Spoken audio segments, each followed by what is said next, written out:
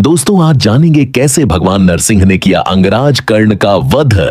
एक ऐसा महायुद्ध जिसने पूरे ब्रह्मांड को हिला दिया। तो जुड़े रहिए हमारे चैनल ओम हिंदू तत्व के साथ और पाते रहिए ऐसी ही अनोखी और अद्भुत वीडियो। कुरुक्षेत्र का रणभूमि रक्त से भीग चुका था। गदा, तलवार, भाले और बाणों की वर्षा से आकाश अंधकारमय हो गया था। उस समय कौरव पक्ष का सबसे बड़ा सहारा था अंगराज कर्ण। वह अर्जुन से भयानक युद्ध कर रहा था। उसकी वीरता देखकर स्वयं देवता भी चकित थे। परंतु कर्ण की प्रतिज्ञा और उसकी प्रचंड शक्ति से सृष्टि का संतुलन डगमगाने लगा। उसके अस्त्रों की तेजी से सूर्य कांप उठा, पृथ्वी थरथराने लगी। देवताओं ने यह देख भगवान विष्णु से प्रार्थना की, हे विष्णु, सूर्य पुत्र कर्ण का पराक्रम अब देवताओं के नियंत्रण से भी परे हो रहा है। यदि इसे रोका न गया तो ब्रह्मांड का संतुलन टूट जाएगा। भगवान विष्णु ने निर्णय लिया कि अब उन्हें नरसिंह रूप धारण कर अवतरित होना पड़ेगा। नरसिंह का अवतरण अचानक रणभूमि में गर्जना हुई। आकाश लाल हो गया, धूल और अग्नि से चारों ओर अंधकार छा गया। एक विशाल सिंह मुखी रूप प्रकट हुआ, अर्धमानव, अर्ध सिंह। उसकी आंखों से अग्नि की लपटें निकल रही थीं। यही थे नरसिंह भगवान। कर्ण ने जब यह अद्भुत रूप देखा तो वह चकित रह गया, परंतु उसके हृदय में भय नहीं था। उसने धनुष खींचकर कहा, मैं अंगराज कर्ण हूं, सूर्य पुत्र हूं। मेरे सामने स्वयं देवता भी ठहर नहीं सकते। यदि तुम नरसिंह हो तो आओ, देखो मेरी शक्ति। भीषण युद्ध का प्रारंभ कर्ण ने भूषण नामक अपने तीक्ष्ण बाण से आकाश ढक दिया। बाणों की वर्षा से ऐसा प्रतीत हुआ मानो अग्नि की आंधी चल रही हो। नरसिंह ने अपने नख से ही उन बाणों को चीर डाला। उनकी दहाड़ से पृथ्वी कांप उठी और योद्धाओं के रथ बिखर गए। कर्ण ने तुरंत नागास्त्र का संधान किया। भयंकर विषधर नाग रूप में आकाश से उतरे, परंतु नरसिंह ने गरज कर उन नागों को अपने पंजों से फाड़ डाला।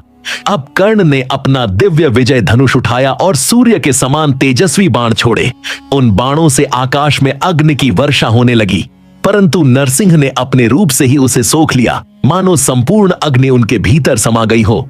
ब्रह्मांड का कंपन। जब कर्ण ने देखा कि उसके सारे अस्त्र व्यर्थ हो रहे हैं तो उसने अपने सबसे भयंकर अस्त्र ब्रह्मतंडव अस्त्र का संधान किया। जैसे ही यह अस्त्र चला, धरती हिल गई, आकाश फटने लगा और समुद्र मंथन सा होने लगा। देवता भयभीत होकर इंद्रलोक से देखने लगे।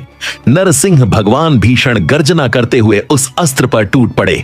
उन्होंने अपने नखों से ही उस अस्त्र को चीर डाला और ब्रह्मांड में फैली विनाश की ऊर्जा को निगल लिया। अब स्वयं भगवान विष्णु का सिंह रूप क्रोध से भर उठा। अंतिम प्रहार कर्ण ने अपनी अंतिम आशा के रूप में ब्रह्मास्त्र उठाया। उसने प्राणों की आहुति देकर यह अस्त्र चलाया। ब्रह्मांड कांप उठा। अग्नि, वायु और जल सब अस्त व्यस्त हो गए, परंतु नरसिंह भगवान ने गर्जना की, सूर्यपुत्र, यह तेरी अंतिम सीमा है। वे कर्ण पर झपट पड़े। उनके विशाल नखों ने कर्ण के दिव्य कवच और कुंडल को चीर डाला। कर्ण ने वीरता से तलवार उठाई, किंतु नरसिंह ने अपने पंजों से उसके वक्षस्थल को भेद डाला। एक ही क्षण में अंगराज कर्ण का शरीर रणभूमि में ढह गया। युद्ध का परिणाम कर्ण के वध से आकाश में बिजली कड़कने लगी। देवताओं ने शंख बजाए और कहा, सृष्टि का संतुलन अब सुरक्षित है।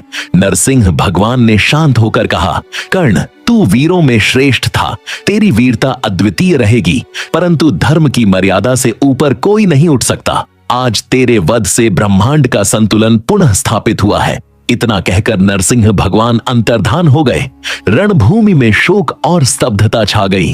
पांडव और कौरव दोनों ही मौन रह गए, क्योंकि उन्होंने देव और मनुष्य के बीच हुए अद्वितीय युद्ध का साक्षात्कार किया था।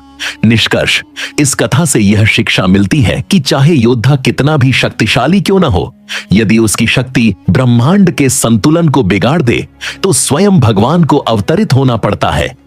अंगराज कर्ण वीरता में अद्वितीय था, परंतु नरसिंह भगवान ने यह सिद्ध किया कि धर्म और ब्रह्मांड की मर्यादा सर्वोपरि है। अगर वीडियो पसंद आई हो तो लाइक करें, सब्सक्राइब करें और कमेंट में बताइए कि अगली वीडियो किस विषय पर देखना चाहते हैं। ओम हिंदू तत्व हमेशा आपके साथ है।